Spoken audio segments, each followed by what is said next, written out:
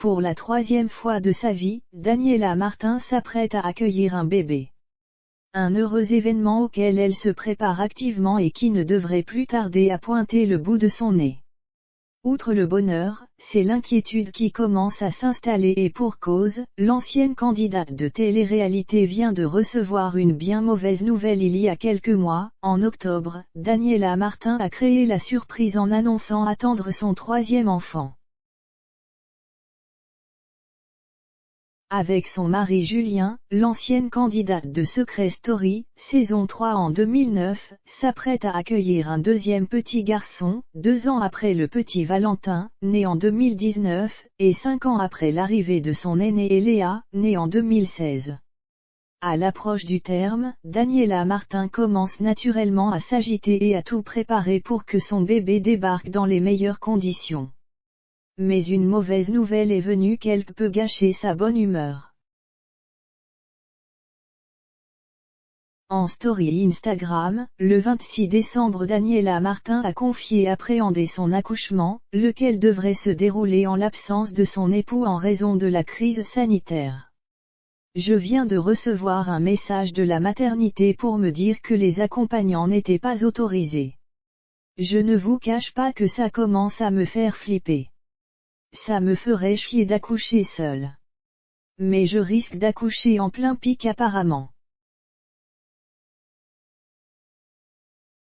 C'est l'une des raisons pour laquelle je ne voulais pas être enceinte pendant le Covid.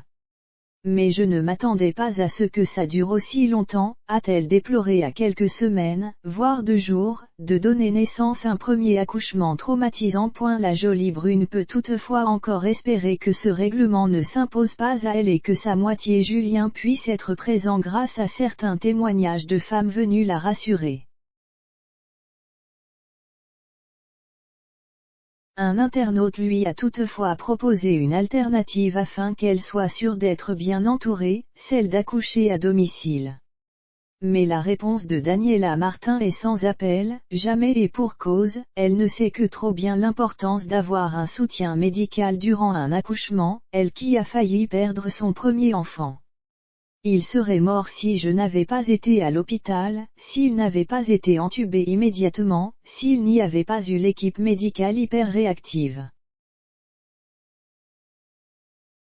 Quand on vit une chose pareille, on ne peut pas accoucher à la maison. Enfin pas moi.